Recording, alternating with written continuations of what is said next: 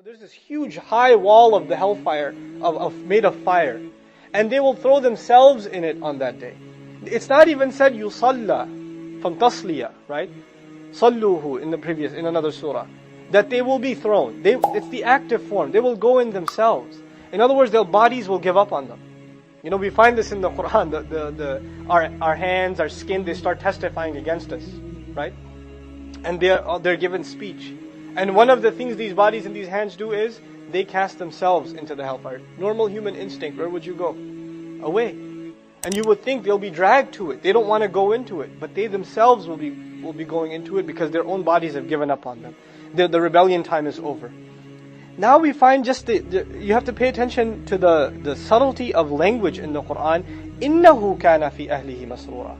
إِنَّهُ كَانَ. When Allah talked about the people of paradise, He said, وَيَنْقَلِبُ إِلَىٰ أَهْلِهِ مَسْرُورًا. Right? He returned to his family, he will return to his family full of joy. ثُمَّ السَّبِيلَ يَسَّرَهُ. He made the path easy for you, right? We read that before. So here we find, إِنَّهُ كَانَ فِي أَهْلِهِ مَسْرُورًا. No doubt, he used to be full of joy when it came to his family.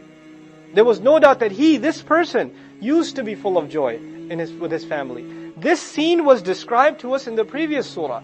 وَإِذَا انْقَلَبُوا إِلَىٰ أَهْلِهِمُ انْقَلَبُوا فَكِهِينَ. When they returned to their family, they returned full of, joy on their face. A different word for joy. So they used to have that internal, joy with their family, which shows no concern for the future. This is surur. There's no concern left. But the believer didn't have surur in this life. The believer has surur when? The next life. Even though we have moments of joy in this life, they're not free of toil. They're not free of concern. But the disbeliever disconcerned himself about the next life. Just, life's good, live it up. That sort of thing. So, Ibn Kathir, rahimahullah, he comments, فَرْحًا لَا يُفَكِّرُ فِي الْعَوَاقِبِ. He used to be happy all the time with his family, never thinking deeply about the consequences of what he does. وَلَا يَخَافُ مِمَّا أَمَامَهُ. And he was never afraid of whatever's in front of him. فَأَعْقَبَهُ ذَلِكَ الْفَرْحِ الْيَسِيرِ الْحُزْنِ الطَّوِيلِ. Subhanallah. Then Allah paid him or gave him consequence of his careless joy, and He replaced it with a lasting grief. So إِنَّهُ كَانَ فِي أَهْلِهِ مَسْرُورًا. Let's look at the next ayah, inshallah. إِنَّهُ ظَنَّ أَن لَن يَحُورَ. Another meaning before we go to the discussion. Another meaning Imam Raghib says, very important. الحور التردد في الأمر. It's to have uncertainty about a matter. This person that used to be happy with their family, Allah is telling us, this guy was convinced that he will not be brought back to this thing will never come back to haunt him, whatever he's doing now. And he never felt doubt about what he's doing. And then Yahur also illustrates, he had no taraddud. He had no second thoughts about the wrong thing he's doing. He just did. This is the second commandment. This is the second imperative verb used in this surah. The first was sabbih. Sabbih isma rabbika la'ala. That was the first one. This is the second one. Dhakkir. And in these two, there is a summary of the entire life of the Messenger sallallahu alaihi wasallam. When he is not reminding the people, what is he doing? Tasbih of Allah. Either he's standing in the middle of the night declaring his Lord's perfection in salah, or in the daytime, inna laka fin nahari sabhan tawila. Right? He's out in the daytime delivering the reminder to the people, the tough job that Allah has given him. Both of them are here, subhanallah. Now, فَذَكِّرْ إِنَّ فَعَتِ الذِّكْرَ. إِنَّ فَعَتِ الذِّكْرَ. The word man could be anyone. Anyone who has fear in them, and khashiyah came up a few surahs before, I believe even in Surah Abasa and even in Nazi'at. The word khashiyah means to fear something greater than yourself, or fear something that has power to overcome you. Okay, that's what khashiyah is. Allah says, whoever has that khashiyah, whoever will have that fear, even for a little while, will make an effort then to remember.